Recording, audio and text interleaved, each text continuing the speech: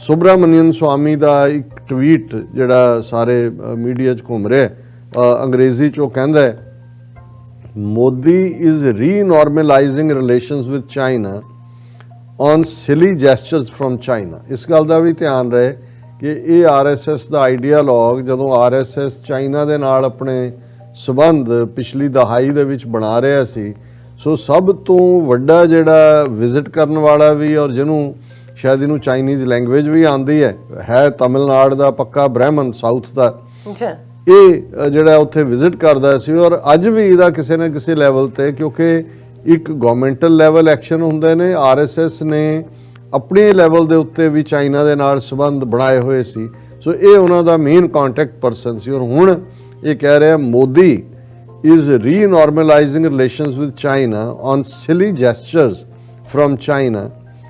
Chinese trade is being normalized and President Xi Jinping will be our state guest soon. But on farmers, he wants to show firmness with thousands squatting in open space in Satyagrah. Why this lopsided death? Question mark. ਹੁਣ ਇਸ ਗੱਲ ਦਾ ਵੀ ਧਿਆਨ ਰਹੇ ਕਿ ਵੀ ਜੇ ਮੋਦੀ ਜਾਂ ਅਮਿਤ ਸ਼ਾਹ ਇਹ ਅਨਪੋਪੂਲਰ ਹੁੰਦੇ ਨੇ, ਕੰਟਰੋਲ ਇਹ ਤਾਂ RSS ਦੇ ਬਲੂ ਬॉय ਨੇ, ਕੋਈ ਇਹਨਾਂ ਦੇ ਨਾਲ ਕੋਈ ਬਹੁਤ ਕੁਝ ਨਹੀਂ ਜੁੜਿਆ ਹੋਇਆ ਕਿ ਉਹਨਾਂ ਨੇ ਆਲਰੇਡੀ ਆਦਿੱਤਿਆਨਾਥ ਯੋਗੀ ਰੱਖਿਆ ਹੋਇਆ ਬੈਕਅਪ ਉਹਦਾ ਮੋਦੀ ਦਾ, ਔਰ ਸੁਬਰਾਮਨੀਅਮ ਸਵਾਮੀ ਡਾਇਰੈਕਟਲੀ ਨਾਗਪੁਰ ਵਾਲਿਆਂ ਦੇ ਤੋਂ ਹੀ ਇਹ ਲੈ ਰਿਹਾ। ਸੋ ਕਿਤੇ ਨਾ ਕਿਤੇ ਨਾਗਪੁਰ ਵਾਲਿਆਂ ਨੂੰ ਵੀ ਇਹ ਲੱਗਣ ਲੱਗ ਜਾਂਦਾ ਕਿ ਜਦੋਂ ਮੋਦੀ ਜਾਂ ਅਮਿਤ ਸ਼ਾਹ ਜਿਵੇਂ ਕਰਦੇ ਨੇ, ਇਹ ਨਾ ਹੋਏ ਕਿ ਕੱਲ ਨੂੰ ਸਾਨੂੰ ਹੀ ਪਿੱਠ ਦਿਖਾਉਣ ਲੱਗ ਜਾਣ, ਤੇ ਉਹਨਾਂ ਨੇ ਉਹਨੂੰ ਵੀ ਚੰਟ ਰੱਖਣਾ।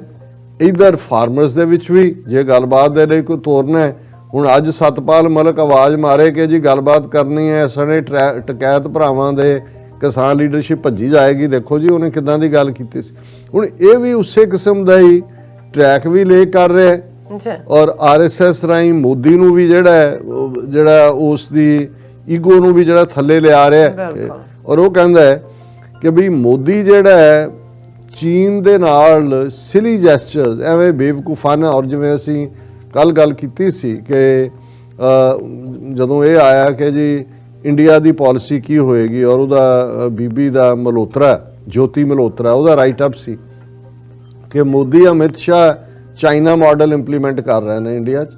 ਚਾਈਨਾ ਮਾਡਲ ਕੀ ਹੈ ਕਿ ਰਗੜੋ, ਸਾਰਿਆਂ ਨੂੰ ਰਗੜ ਦਿਓ, ਮੀਡੀਆ ਨੂੰ ਵੀ, ਜਿਹੜਾ ਵੀ ਕੋਈ ਆਈਡੀਆਲੋਗ ਬੋਲਦਾ। ਦੂਜਾ ਬਾਹਰ ਵਾਲਿਆਂ ਨੂੰ ਸਿਰਫ ਪੈਸੇ ਦੀ ਪਰਵਾਹ ਹੈ, ਤੁਸੀਂ ਉਹਨਾਂ ਦੇ ਨਾਲ ਕੀ ਟ੍ਰੇਡ ਕੀ। ਉਹਨਾਂ ਨੇ ਕਿਹਾ ਜੀ ਚਾਈਨਾ ਉਹਦਾ ਕਹਿਣ ਨੂੰ ਉਹਦੀਆਂ ਰਿਪੋਰਟਾਂ 'ਚ ਜਿਹੜਾ ਉਹ ਸਿੰਗਕਿਆਂਗ ਦਾ ਜ਼ਿਕਰ ਕਰਨਗੇ, ਹਾਂਗਕਾਂਗ ਦਾ ਕਰਨਗੇ, ਤਿੱਬਤ ਦਾ ਕਰਨਗੇ, ਤਾਈਵਾਨ ਦਾ ਕਰਨਗੇ। ਫਿਰ ਵੀ ਡੀਲ ਚਾਈਨਾ ਨਾਲ ਬਣਾਈ, ਯੂਰਪੀਅਨ ਯੂਨੀਅਨ ਨੇ $120 ਬਿਲੀਅਨ ਦੀ ਬਣਾਏ। ਉਹਨਾਂ ਨੇ ਕਿਹਾ ਫਿਰ ਠੀਕ ਹੈ, ਜੇ ਮਾਈਟ ਇਜ਼ ਰਾਈਟ ਹੀ ਗੱਲ ਹੈ ਤੇ ਸਾਰਾ ਕੁਝ ਕਰੀ ਜਾਓ, ਪਰ ਇਹ ਜੇ ਤੁਸੀਂ ਉਹਨਾਂ ਨੂੰ ਵਪਾਰ, ਉਹਨਾਂ ਨੇ ਕਿਹਾ ਜੀ ਅਸੀਂ ਈਵਨ ਚਾਈਨਾ ਨੂੰ ਵੀ, ਉਹ ਭਾਵੇਂ ਬਟਨ ਬਣਾਉਣ ਭਾਵੇਂ ਮਸ਼ੀਨਾਂ ਬਣਾਉਣ, ਅਸੀਂ ਉਹਨਾਂ ਨੂੰ ਵੀ ਜਿਹੜਾ ਉਹ ਟ੍ਰੇਡ ਦੇ ਲਈ ਖੁੱਲ੍ਹਾ ਇਨਵੈਸਟ ਕਰਨ, FDI ਫੋਰਨ ਡਾਇਰੈਕਟ ਇਨਵੈਸਟਮੈਂਟ। ਇਹੀ ਕਿਉਂਕਿ ਉਹਨੇ ਤਾਂ ਹਿੰਟ ਆਊਟ ਕੀਤਾ ਸੀ। ਸੋ ਆਲਰੇਡੀ ਕਿਉਂਕਿ ਇਨਸਾਈਡਰ ਹੈ, ਇਹ ਕਹਿ ਰਿਹਾ ਹੈ ਕਿ ਵੀ ਮੋਦੀ ਜਿਹੜਾ ਹੈ ਉਹ ਚੀਨ ਦੇ ਨਾਲ ਵਾਪਸ ਸੰਬੰਧ ਵੀ ਜੋੜ ਰਿਹਾ, ਔਰ ਇਹ ਜਿਹੜਾ ਉਹਨਾਂ ਦੀ ਇਨਵੈਸਟਮੈਂਟ ਲਈ ਵੀ, ਉਹਨਾਂ ਦੇ ਟ੍ਰੇਡ ਦੇ ਲਈ ਰਾਹ ਪੱਧਰਾ ਕਰ ਰਿਹਾ। ਔਰ ਬਹੁਤ ਜਲਦੀ ਸ਼ੀ ਜਿਨਪਿੰਗ ਜਿਹੜਾ ਹੈ ਉਹ ਸਟੇਟ ਗੈਸਟ ਹੋਏਗਾ ਇੰਡੀਆ ਦਾ, ਕਿਉਂਕਿ ਇੱਕ ਉਹਨਾਂ ਦੀ ਪਤਾ ਨਹੀਂ ਕਿਹੜੀ ਹੈ ਜਿਹਦੇ 'ਚ ਉਹਨੇ ਕਿਹਾ ਚਾਈਨਾ ਨੇ ਜੀ ਕੋਈ ਨਹੀਂ ਇੰਡੀਆ ਹੋਸਟ ਕਰ ਲੈ, ਸ਼ਾਇਦ ਉਹਦੇ 'ਚ ਚਾਈਨਾ ਉਹਨੇ ਕਿਹਾ ਜੀ ਸ਼ੀ ਜਿਨਪਿੰਗ ਨੂੰ ਸਟੇਟ ਵਿਜ਼ਿਟ ਮਿਲੇਗੀ। ਪਰ ਹੁਣ ਉਹ ਕਹਿੰਦਾ ਵੀ ਕਿਸਾਨਾਂ ਬਾਰੇ ਇਹਨਾਂ ਦੀ ਕੀ ਪਹੁੰਚ ਹੈ। But on farmers he wants to show firmness with thousands squatting in open space in satyagraha. ਉਹਨੇ ਕਿਹਾ ਕਿ ਹਜ਼ਾਰਾਂ ਕਿਸਾਨ ਖੁੱਲੇ ਅਸਮਾਨ ਦੇ ਥੱਲੇ ਸੱਤਿਆਗ੍ਰਹਿ ਦੇ ਨਾਂ ਸੱਤਿਆਗ੍ਰਹਿ ਕਰ ਰਹੇ ਨੇ। ਉੱਥੇ ਜਿਹੜਾ ਮੋਦੀ ਉਹ ਬੜਾ ਆਪਣੇ ਆਪ ਨੂੰ ਫਰਮ ਸ਼ੋ ਕਰਨ ਦੀ ਕੋਸ਼ਿਸ਼ ਕਰ ਰਿਹਾ। Why this lopsided dare? ਇਹ ਇੱਕ ਪਾਸੜ ਬਹਾਦਰੀ, ਤੁਸੀਂ ਆਪਣੇ ਕਿਸਾਨਾਂ ਦੇ ਨਾਲ ਹੀ ਬਹਾਦਰੀ ਦਿਖਾ ਰਹੇ ਹੋ, ਚੀਨ ਦੇ ਸਾਹਮਣੇ ਤੁਸੀਂ ਜਿਹੜਾ ਉਹ ਲੇਲੜੀਆਂ ਵੀ ਕੱਢ ਰਹੇ ਹੋ, ਨੱਕ ਵੀ ਰਗੜ ਰਹੇ ਹੋ, ਉਹਨਾਂ ਨੂੰ ਇਹ ਵੀ ਕਹਿ ਰਹੇ ਹੋ ਕਿ ਆ ਜਾਓ ਮੋਸਟ ਵੈਲਕਮ। ਸ਼ੀ ਜਿਨਪਿੰਗ ਨੂੰ ਤੁਸੀਂ ਸਟੇਟ ਗੈਸਟ ਬਣਾਉਣ ਨੂੰ ਵੀ ਤਿਆਰ ਹੋ।